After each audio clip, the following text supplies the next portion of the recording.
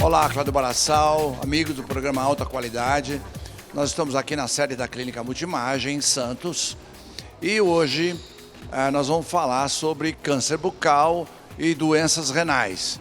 E também responder a pergunta dos nossos telespectadores. Aproveito a oportunidade para pedir para que nos envie perguntas para contato@programaAltaQualidade.com.br. O fato, nós estamos saindo da pandemia. Esse é um momento extremamente importante e relevante sobre vários pontos de vista.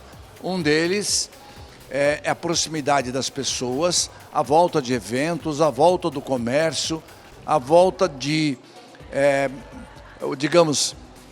atividades de lazer, festas e etc. Este é um aspecto altamente positivo.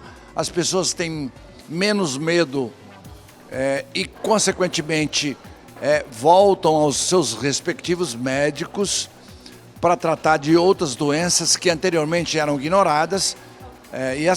E entre essas estão desde um simples exame de rotina até exames como, por exemplo, um câncer.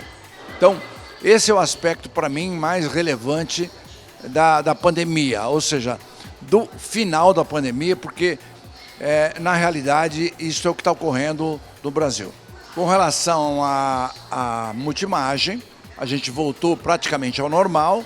As pessoas, de uma certa forma, estão retornando para exames de rotina ou para exames cuja relevância é importante, qualquer que seja a área.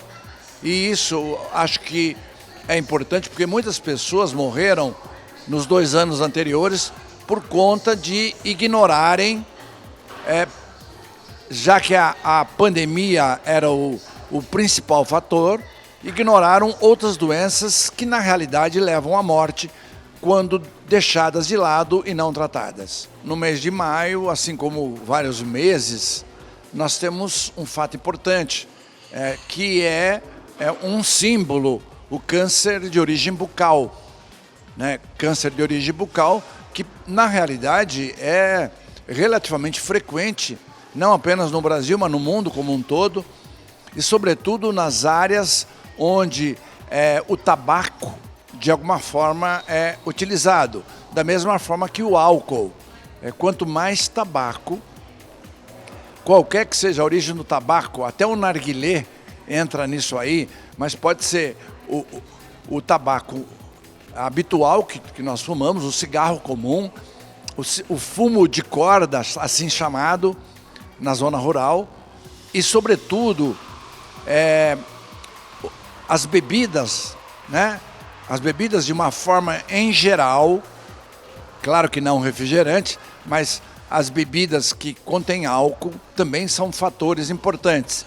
E tem um outro fator ainda que acontece no Rio Grande do Sul, que é o chamate, O chimarrão, chamado chimarrão, que aumenta em muito percentual de câncer de origem bucal. E ainda temos um câncer de pele chamado melanoma. Agora, quanto à parte interna, intrabucal, nós temos o câncer de língua, que é relativamente comum, e o câncer que pode estar em qualquer região da boca, no palato, na úvula, mas ele é mais comum no lábio inferiormente. E ele é o carcinoma epidermoide. O câncer bucal depende do estágio em que você diagnostica. Se ele for um câncer bucal muito pequenininho, e eu já vi várias pessoas, às vezes é um pontinho pequeno na língua, Parece uma feridinha na língua ou uma pequena feridinha no lábio. Então, nesse caso, quando você retira aquela parte como um todo, com uma margem de segurança, você acaba tendo cura. O problema maior é que a maioria dos casos não são diagnosticados em fase precoce. Consequentemente, há uma limitação na sobrevida desse paciente. Então, digamos que um paciente que pega um tumor maior, seja no lábio, seja na bochecha, seja na língua, enfim, em qualquer região da cavidade oral.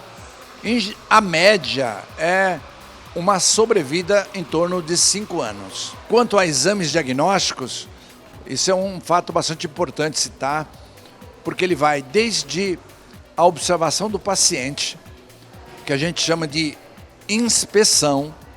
Então o paciente diante de um espelho vê que tem alguma coisa irregular na sua cavidade oral, né? Como eu falei, o mais comum no lábio inferior ou na língua. Então, isso se chama inspeção. Ele não deve ignorar essa inspeção e deve procurar um médico específico, cabeça e pescoço, para que ele possa fazer um exame e, de repente, se achar necessário, uma biópsia daquela região para fazer um diagnóstico definitivo.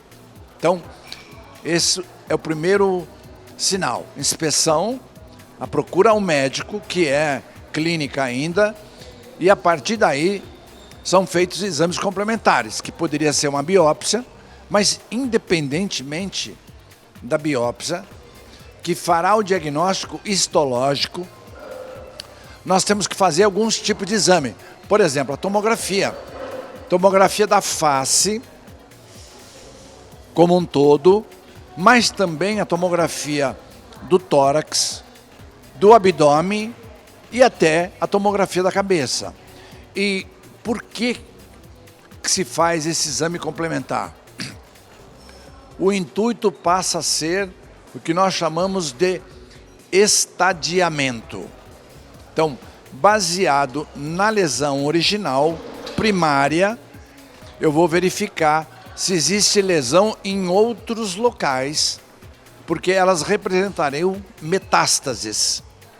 E a metástase, quando existe, já não vale, por exemplo, você retirar a lesão pura e simplesmente. Por quê?